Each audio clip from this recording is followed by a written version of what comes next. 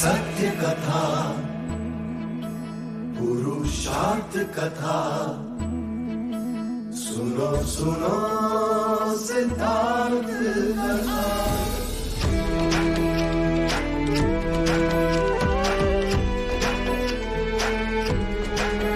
संसार में दुख का कारण क्या, संताप शोक का निवारण क्या। संसार में दुख का कारण क्या, संताप शोक का निवारण क्या। इस खोज में सब कुछ त्याग दिया, हर वैभव से वैराग लिया। वो सृष्टि से संयुक्त हुए, सिद्धार्थ से गौतम बुद्ध हुए।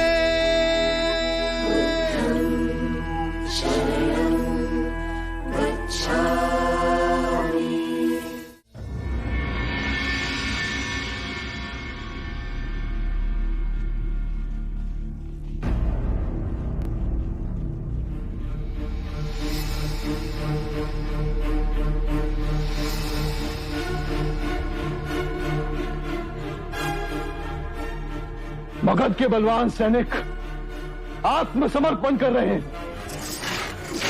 यही देखने आप हमें वैशाली से यहां लाए हैं। वैशाली से पराजय के पश्चात सेना का मनोबल गिर चुका था।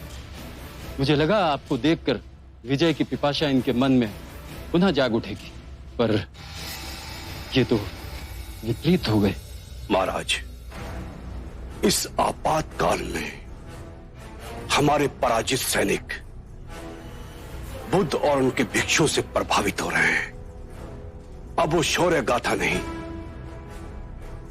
अहिंसा के गीत गाने लगे हैं। युद्ध करना क्षत्रिय धर्म है, और यदि हमारे सैनिक अपने धर्म से विमुख हुए तो मगध कभी वैशाली पर अपना ध्वज नहीं फहरा पाएगा, और मेरा चक्रवर्ती सम्राट बनने का सपना मिट्टी में मिल जाएगा, जिसके लिए मैंने अपने पिता महाराज बिंबिसार तक को नहीं छोड़ा। महाराज बिंबिसार को भी बुद्ध ने ही पथ भ्रष्ट किया था, तब भी मैंने आपको चिताया था। बुद्ध नाम की आंधी एक दिन समूचे मगध को तहस नहस कर देगी। मैं चक्रवर्ती सम्राट बनूंगा। इस धरती पर आधिपत्य तो बनेगा, परंतु आपके मगध के हृदय में केवल राज करेगा बुद्ध। मैं कोई मनगढ़ंत बात नहीं कर रहा। मगध के जन जन ने हमारे धर्म को छोड़कर बुद्ध के मुक्ति के मार्ग को स्वीकार कर लिया है। मुझे खेद के साथ कहना पड़ रहा है, हमारे कई ब्राह्मण भिक्षुक बन चुके हैं। हमारा धर्म संकट में है। समूचा मगध खंडित हो रहा है। वो बुद्ध जो शांति की मूर्ति बनकर बैठा है, इस विध्वंस का रचयिता है वो। मैं उस बुद्ध का शीश काट मगध की दीवार पे लटका दूंगा। यदि आपने बुद्ध को मारा तो समूचा मगध आपका शत्रु हो जाएगा। हर दिशा में आपके विरुद्ध आवाज उठने लगेगी। मगध के छोटे छोटे राज्य आपके विरुद्ध सर उठाने लगेंगे, और चक्रवर्ती सम्राट बनने का सपना आपका सदा सदा के लिए चूर हो जाएगा। चाहे जो भी हो जाए, पर बुद्ध को मैं ही मारूंगा। नहीं महाराज, यदि आप ऐसा करेंगे तो यह आपकी बहुत बड़ी भूल होगी। वो बुद्ध लोगों की आंखों के सामने भगवान बन जाएगा और आप एक राक्षस। मैं अजात शत्रु एक सन्यासी से हार जाऊं, मुझे मार नहीं सकता। आपको चिंता करने की कोई आवश्यकता नहीं। उसका वध होगा, अवश्य होगा, वो भी आप करेंगे, परंतु इस तलवार से नहीं। तो फिर कैसे? जिस जनता की आंखों में वो भगवान बन गया है, उसी जनता की आंखों से गिराकर उस बुद्ध पे कलंक की ऐसी कालिक पोथिए कि वो जंगल चला जाए, फिर कभी वापस लौट कर ना आए। ऐसे में सांप भी मर जाएगा और लाठी भी नहीं टूटेगी। ये विरोध की आग तो हम आज ही लगा सकते हैं। नहीं, यदि एक भी उंगली हमारी ओर उठी तो मगध की जनता हमें क्षमा नहीं करेगी। अच्छा होगा बुद्ध के संघ के भीतर हमारा ही कोई व्यक्ति इस कार्य को करे। घर का भेदी घर को आग लगाता है, और ऐसा एक व्यक्ति है जिसने इस कार्य को अपने जीवन का ध्येय बना लिया है। बुद्ध का अपना भाई देवदत्त।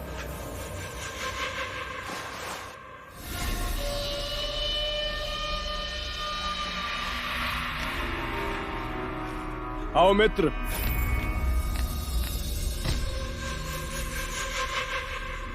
जो अपने वचन से पलट जाए मैं उसे अपना मित्र नहीं मानता। यदि मेरी याद आई है तो इसमें भी अवश्य ही तुम्हारा कोई निहित स्वार्थ होगा। क्षमा करना मित्र, तुम्हें दिया वचन मैं पूरा न कर सका। अंतिम बार जब हम मिले थे तो वैशाली पर विजय पताका फहराने का मेरा भूत सर पे सवार था। भूत तुम्हारे सर पे सवार था और उसका मूल्य चुकाया मैंने। कपिलवस्तु का सिंहासन सदा के लिए मुझसे छीन गया।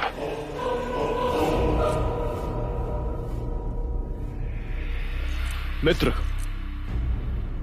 जैसे ही मगध की सेना वैशाली से पराजय के दुख से उभरेगी, हम कपिलवस्तु का राज सिंहासन दिलाने तुम्हें अवश्य आएंगे। कोई आवश्यकता नहीं, अब इसकी कोई आवश्यकता नहीं है।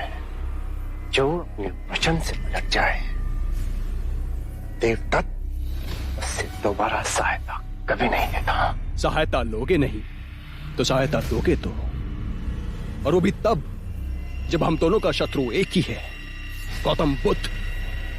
राजनीतिक विवशताओं के कारण मैं उसे मार नहीं सकता।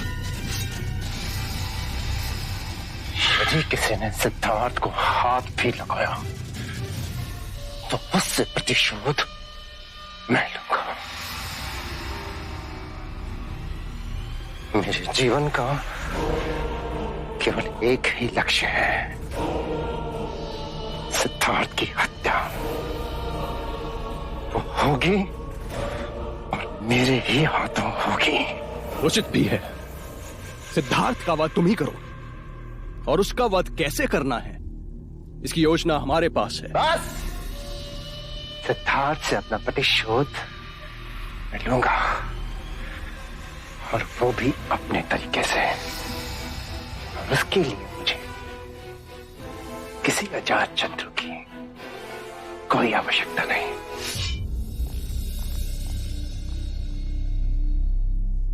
महाराज, इस देवदत्त को तो हम अपना मोहरा बनाकर खेलना चाहते थे। फिर चिंता कैसी? वो भले ही हमारा साथ न दे, पर कार्य तो हमारा ही करेगा। यशोधरा! यशो!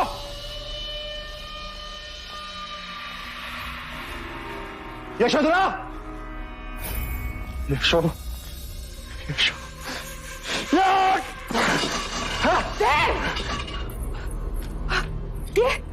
ये क्या पागलपन है देव? पूरे महल को तूने क्यों सिर पे उठा रखा है? पूरे महल में खोज लिया मैंने, यशोदा कहीं दिखाई नहीं दे। यशो, तुझे महल में तो क्या, पूरे कपिल वस्तु में नहीं दिखेगी। कहाँ गई यशोधरा? नहीं बताऊंगी। मेरे धैर्य की परीक्षा मत लेना। मैं जानता हूं तुझे पता है यशोधरा का। बताएगा मुझे? हाँ, मैं जानती हूँ, और मैं तुझ जैसे पापी को कभी भी नहीं बताऊंगी। माँ! बता दे माँ, नहीं तो तू जानती है मैं क्या कर सकता हूँ। बता दे माँ।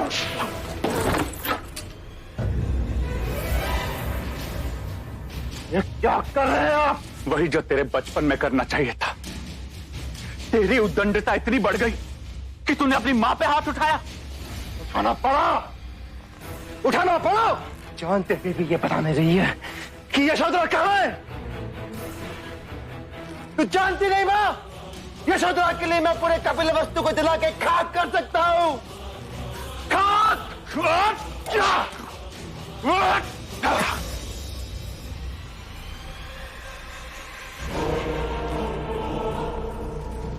चाहे कुछ भी कर लो, कुछ भी, यशोधरा को मैं पाताल से भी ढूंढ निकालूंगा। तेरा पागलपन इतना बढ़ गया है। हाँ, मैं पागल हूं। मैं पागल हूं। यशोधरा के लिए मैं पागल हूं।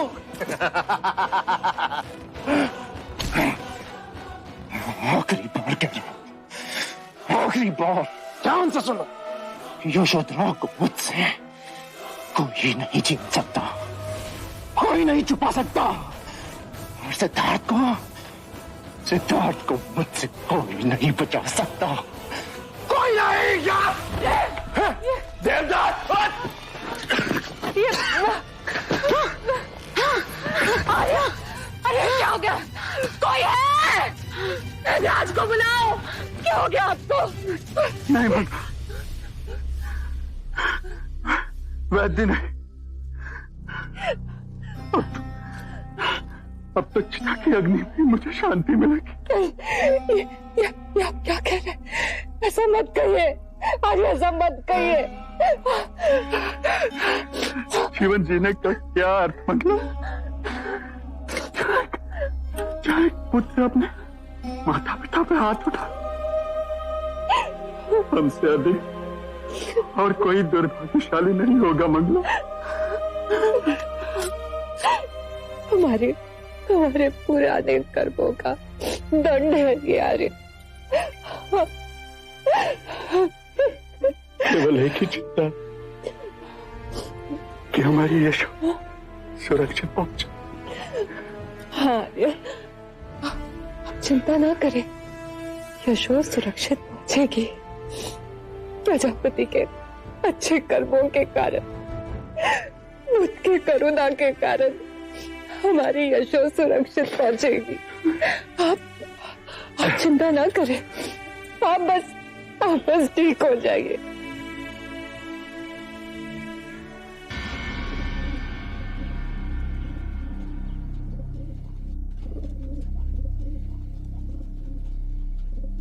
माँ, यदि इन्होंने मुझे भिक्षुनी की भिक्षा नहीं दी तो?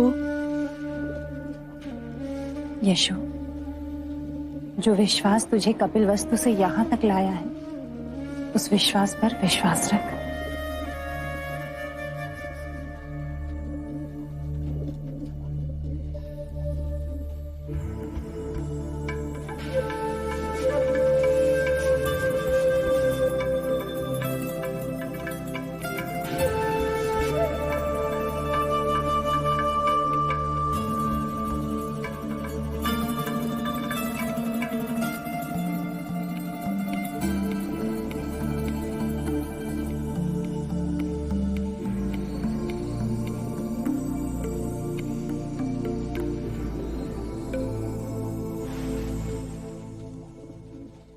अपने अश्रु पहुंच लो यशोधरा।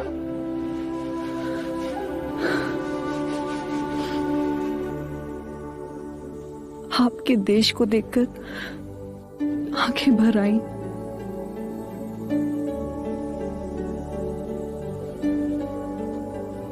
ये पुष्प स्वीकार कीजिए।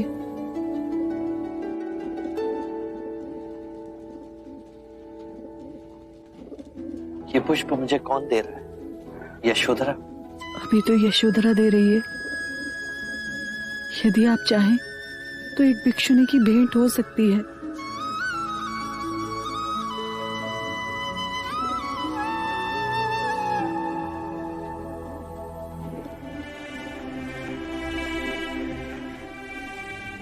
मुझे आपसे दीक्षा लेनी है। दीक्षा ले तुम्हें परम शांति तभी उपलब्ध होगी जब तुम भूतकाल से विमुख होगी, सिद्धार्थ से विरक्त होगी। यहां तुम्हें सिद्धार्थ नहीं मिलेगा। जिसके दर्शन पा मन को शांति मिले उसे भगवान कहते हैं, और जिस पावन स्थान पर जाकर शीश स्वयं झुक जाए उसे तीर्थ स्थान कहते हैं। और जिस मनुष्य को देखकर परमात्मा का स्मरण हो उसे बुद्ध कहते हैं। हे बुद्ध, आपकी साधना का मार्ग मैंने स्वयं चुन यह निर्णय लिया है। भूतकाल स्वप्न था, मेरा यथार्थ आज है, ये क्षण है। आपकी करुणा के उदाहरण ने मुझे बदल दिया। करुणा के द्वारा ही किसी भी जीव की पीड़ा समझी जा सकती है, उसके दुखों को दूर किया जा सकता है। तुम्हारे विचार उत्तम है। विचार जब तक कर्म न बने उनका कोई अर्थ नहीं है। ये आप ही के वचन है। आपने ये भी कहा था कि कितनी भी पुण्य की बातें पढ़ लो, कह लो, किंतु वो जब तक आपके कृत्य में ना हो तब तक उनका कोई लाभ नहीं। तुम्हें दीक्षा मिलेगी। एक अंतिम इच्छा है, यदि आप पूर्ण करें तो मुझे दीक्षा आप दें। आप इन्हें दीक्षा के लिए तैयार करें। मैं स्वयं इन्हें दीक्षा दूंगा।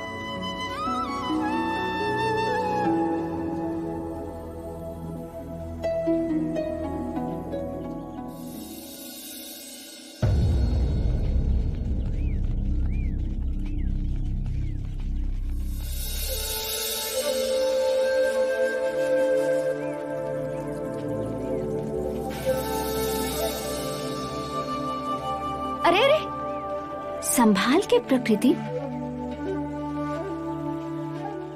तो वो वही भिक्षु है ना जिसे देखने के लिए तो यहाँ इतनी दूर तक पानी भरने आती है।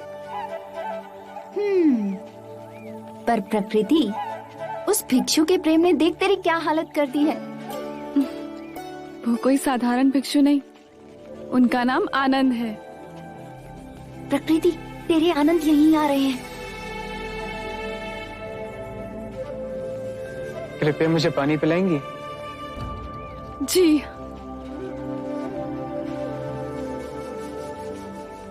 क्या हुआ, आप रुक क्यों गई? मैं नीचे जाती क्यों? मेरे हाथ का पानी अशुद्ध है। मैंने आपसे पानी मांगा, वर्ण या जाति नहीं पूछी। हम भिक्षु वर्ण का तिरस्कार करते हैं। हमारे शाक्यमुनि बुद्ध केवल मानवता और करुणा को मानते हैं। क्या ये संभव है? शाक्यमुनि का मार्ग सरल है, ना ही मंदिर और ना ही दर्शन। हमारी बुद्धि और मन ही हमारा मंदिर है और करुणा ही दर्शन।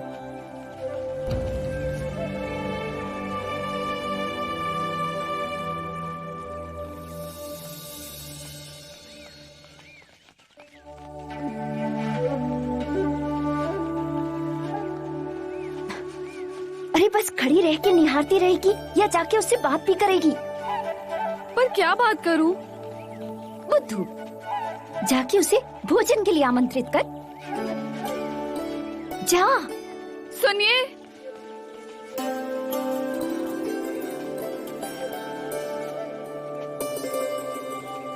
यदि आप वर्ण नहीं मानते तो क्या आप मेरे घर भोजन करने आएंगे? ठीक है, आज तुम्हारे घर से ही भिक्षा ग्रहण करूंगा।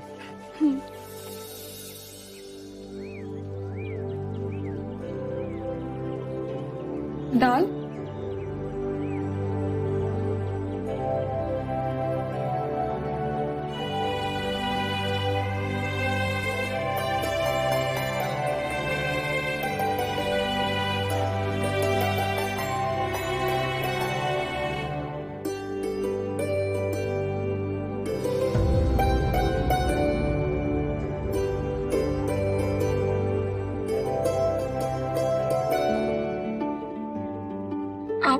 चले जाएंगे?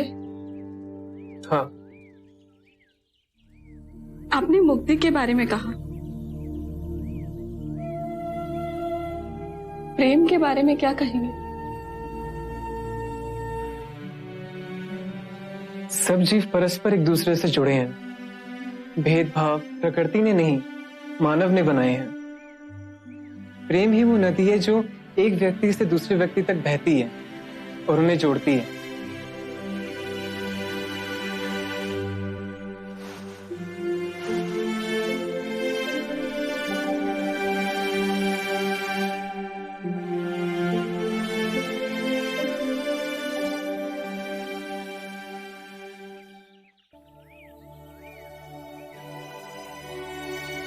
कब से देख रही हूँ, तुझे उस भिक्षु से लगाव तो नहीं हो गया ना?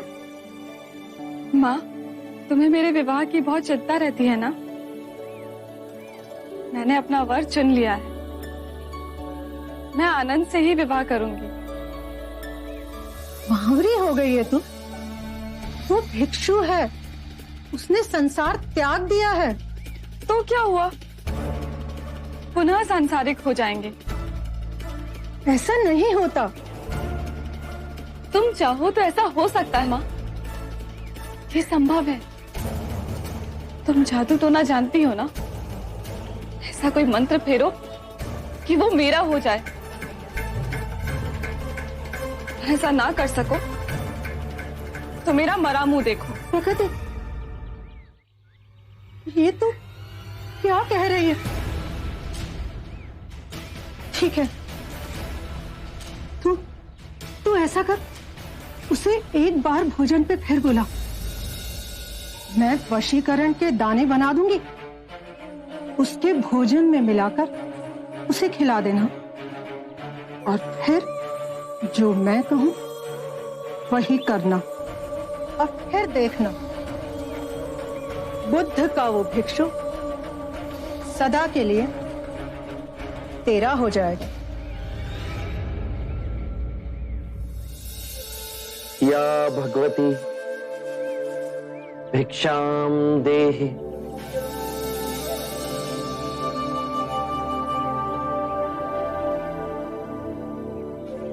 बुद्ध, बुद्ध, जल्दी चाहिए, नहीं तो अनर्थ हो जाएगा। अहिंसक को लोग मार रहे हैं।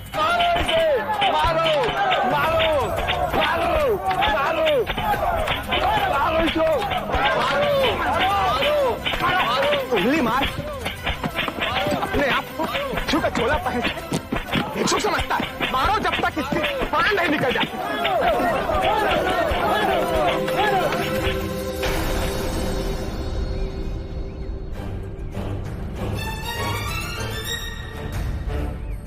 बुद्ध, क्यों इस हत्यारे अंगुलीमाल की रक्षा कर रहे हो? कितने लोगों की जाने ली है इसने? अब ये अंगुलीमाल नहीं, इसका नाम अहिंसक है। आप ही की तरह एक मानव। ऐसा आदमी कभी नहीं बदल सकता। सही बात। ये बदल चुका है, बस आप सब इसे अपनी पुरानी दृष्टि से देख रहे हैं। यदि ये अंगुलीमाल होता तो क्या आप में से किसी में भी इतना साहस या बल होता कि आप इसे एक उंगली भी लगा सकते? ये आपका वार खाता रहा, क्या इसने आप पर पलटकर वार किया? क्या ये परिवर्तन आपको नहीं दिखा? आज इसने अपना लहू बहा, अपने सारे बुरे कृत्यों को धो डाला, आपके प्रत्येक वार को प्रेम से स्वीकार किया, परंतु अपने मन में क्रोध और प्रतिशोध की भावना को नहीं जागने दिया। ये तो बदल गया। अब आप कब बदलोगे? ये परिवर्तन मैंने स्वयं देखा है बुद्ध। आप में से कौन ऐसा है जो दूसरों के दुख में दुखी हो, दूसरों की पीड़ा सहन ना हो तो उसे हर प्रकार की सहायता करे? ये इस भिक्षु ने किया है। पिछले सप्ताह एक व्यापारी अपनी पत्नी को लेकर जा रहा था। उसकी पत्नी प्रसव पीड़ा में व्याकुल थी। मैं भी दौड़ी दौड़ी गई थी। बस पुत्री, थोड़ी देर और, तुम साहस मत छोड़ना। बस थोड़ा सब्र कर।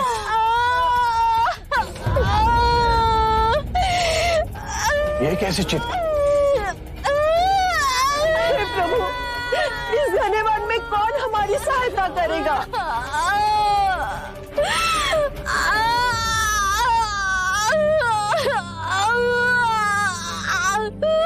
क्या हुआ बहन? इस स्त्री को प्रसव पीड़ा उठी है और इस घने वन में हम कुछ भी नहीं कर पा रहे। कब तक ये कष्ट भोगेगी?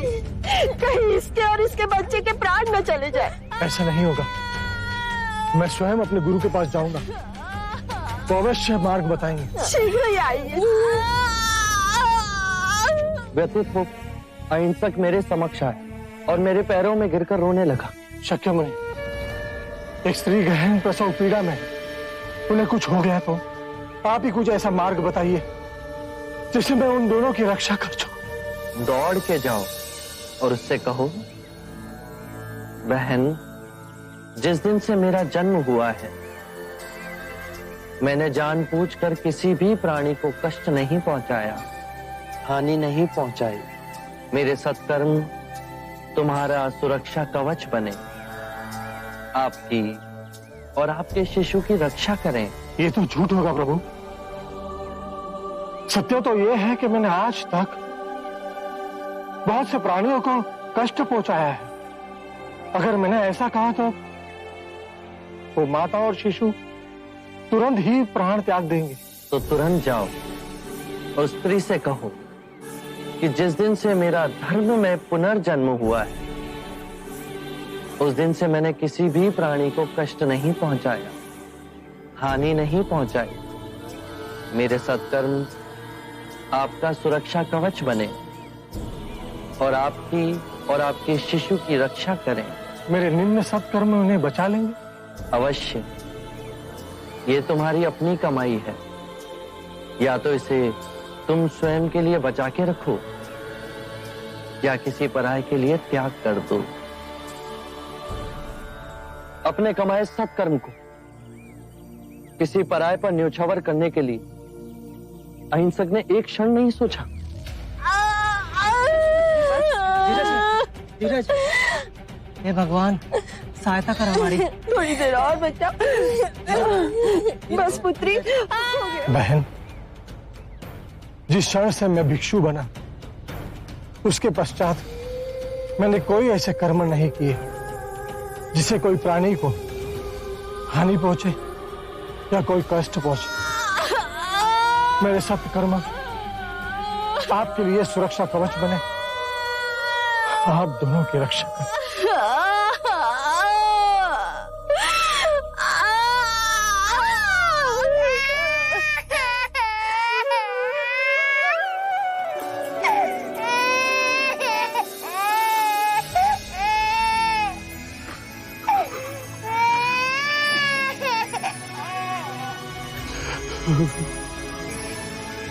दूसरों के दुख से दुखी होने वाला किसी को क्या दुख दे सकता है? यदि ये मन का सच्चा न होता तो वो स्त्री कब के अपने प्राण त्याग चुकी होती। इन्हें मत रोकिए बुद्ध, मारने दीजिए।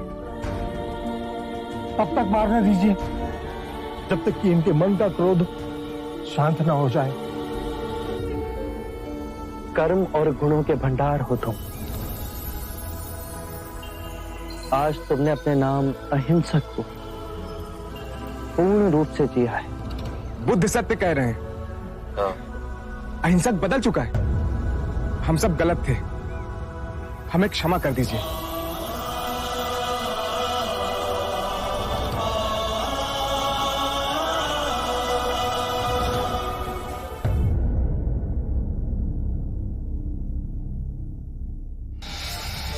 मैं वशीकरण के दाने बना दूंगी, उसके भोजन में मिलाकर उसे खिला देंगे।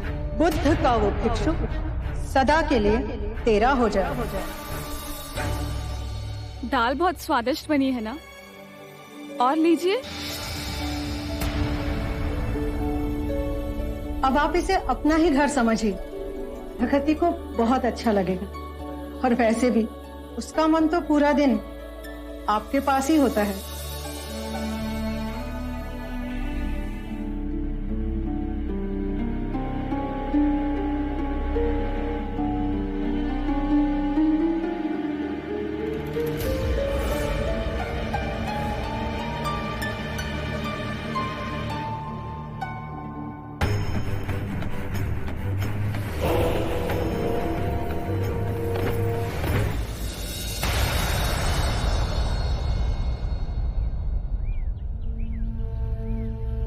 सरीपुत,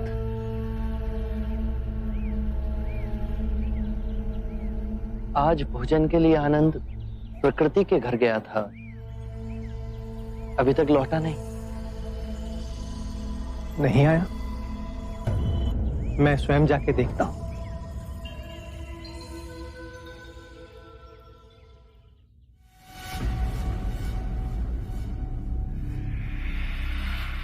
ये ले, अब तू इससे गंधर्व विवाह कर ले, फिर ये भिक्षु संसारी हो जाएगा। और जल्दी कर, मेरे वशीकरण के दानों का प्रभाव रहते तू ये विवाह कर ले।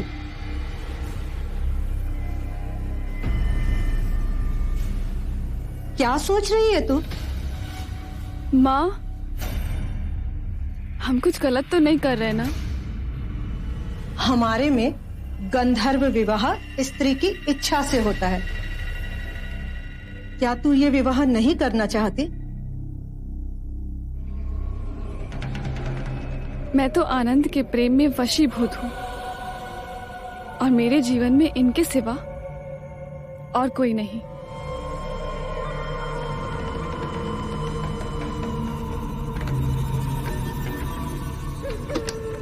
मन तो दे ही दिया है, अब मेरे तन पर भी केवल आपका अधिकार है।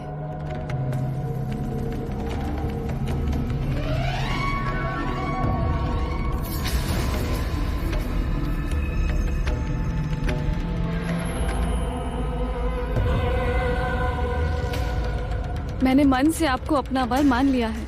अब हम गंधर्व विवाह कर सदा के लिए एक हो जाएंगे।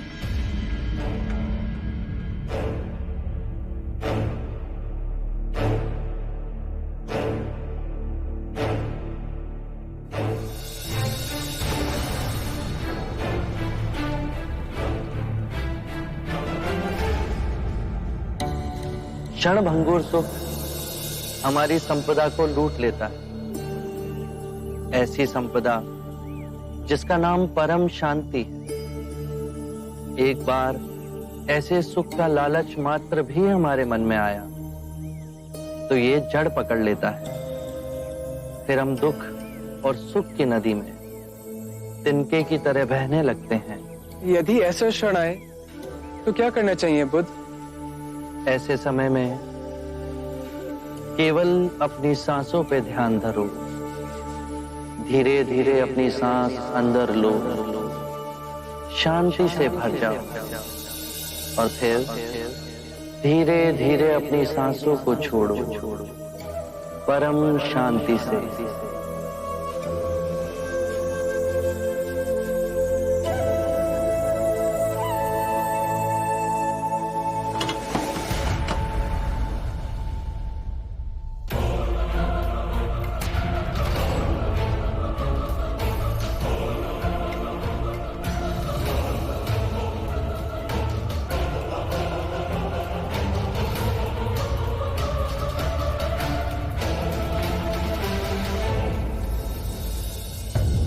आनंद के निश्चल मन का लाभ उठा इन दोनों मां बेटियों ने उनके साथ छल किया है। प्रकृति, तुम आनंद से बहुत प्रेम करती हो ना? अपने प्राणों से भी अधिक। ऐसी क्या विशेषता है आनंद की जिसने तुम्हें इतना मोहित किया? सब कुछ। उनकी आंखें, उनकी नाक, उनके होठ, उनकी चाल, उनकी वाणी, सब कुछ।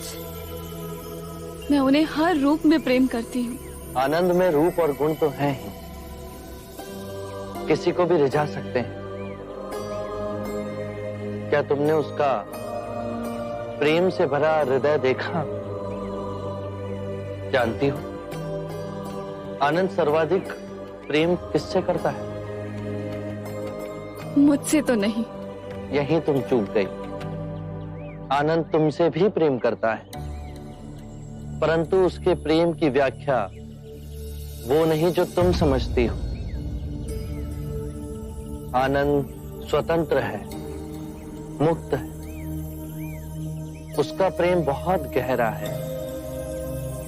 वो समस्त मानव जाति से प्रेम करता है और ये चेष्टा करता है कि समस्त मानव उस प्रेम के मार्ग पर चल सकें। उसका प्रेम उसे जलाता या दुखाता नहीं है, जिस तरह तुम्हारा प्रेम तुम्हें जलाता है। यदि तुम आनंद से सच्चा प्रेम करती हो तो तुम समझोगी उसके प्रेम में कभी बाधक नहीं बनोगी, अपितु उसके प्रेम को ऊंचाइयों तक ले जाने की चेष्टा करोगी।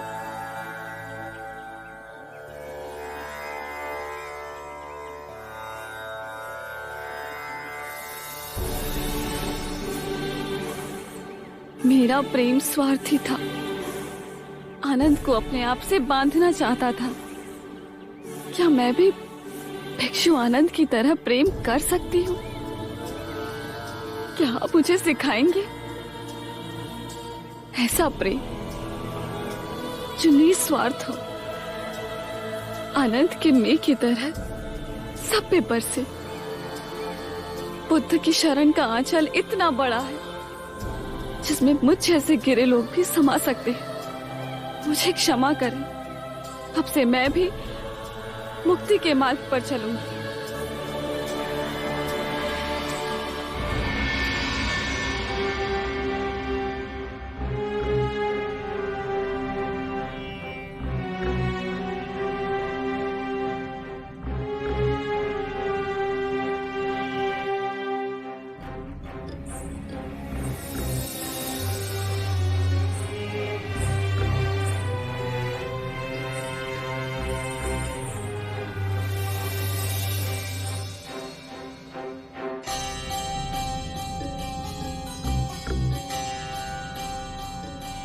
मेरे प्राणों से प्रिय वल्लभ,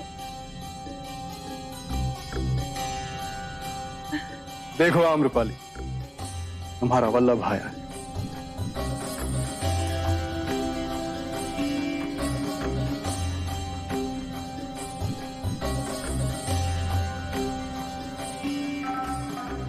वैशाली का परम शत्रु, आपकी लहू का प्यासा अजात शत्रु है। क्यों छल रहे हो मुझे? तुम वल्लभ नहीं, मगध नरेश अजात शत्रु, मेरी वैशाली के घातक शत्रु। पहचान तो मैंने भी तुम्हें तभी लिया था कि तुम देवी यामरा नहीं, आम्रपाली हो, मेरी सबसे बड़ी शत्रु। किंतु भाग्य का खेल तो देखो, मेरी बलि को आतुर हाथ अब मेरे रक्षक बन गए। तुम्हारे प्रेम ने मुझे मेरे मस्तिष्क से मुक्त कर मेरे हृदय का स्वामी बना दिया है। मैंने तुम्हें अपना हृदय दिया, पर पहचानने में देर कर दी। ये कैसे धर्म संकट में ला छोड़ा है मुझे। मेरे सर पर मृत्यु मंडरा रही है, फिर भी मैं तुम्हें लेने आया हूं।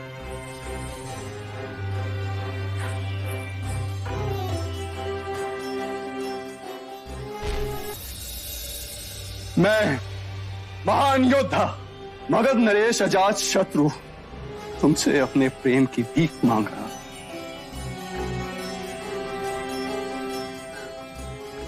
कह दो कि तुम्हें मुझसे प्रेम। महाराज, महाराज शीघ्र जाए, वैशाली के सैनिका को ढूंढते हुए यहाँ आ गए। तुम जाओ यहाँ से, जाओ तुम यहाँ से।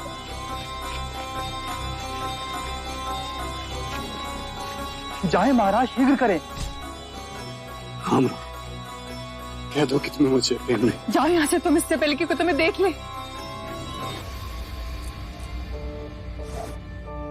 आप इस प्रकार देवी आम्रपाली के कक्ष में प्रवेश नहीं कर सकते।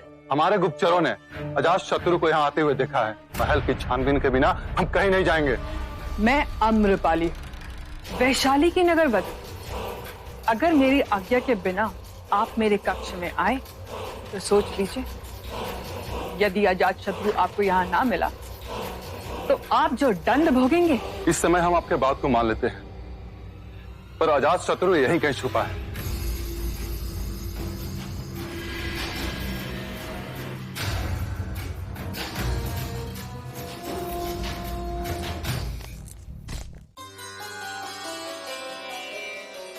हामरा, मैं जानता था तुम मुझसे प्रेम करती। मैं अपनी वैशाली से भी प्रेम करती हूँ।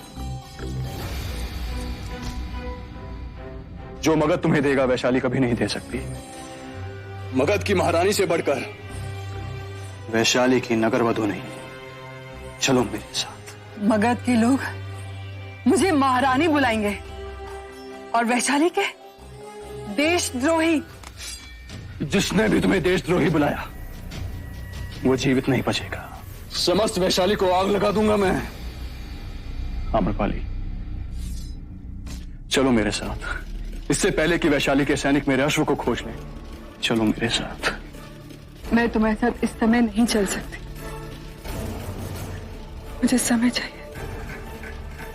मैं मगध में तुम्हारे उत्तर की प्रतीक्षा करूंगा।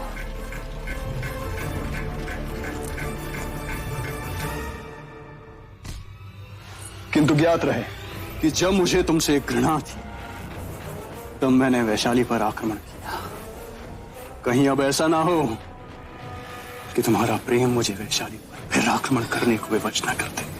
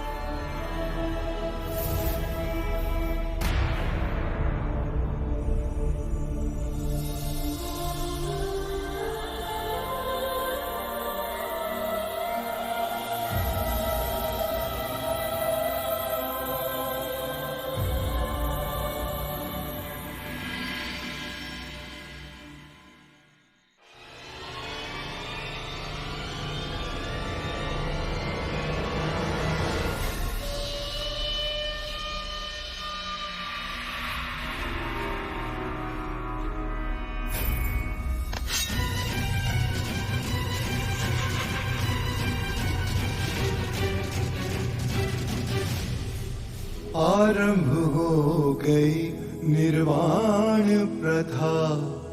सुनो सुनो ये बुद्ध कथा। करुणा से ही हम दूसरे जीव की पीड़ा समझ सकते हैं, उसका दुख दूर कर सकते हैं।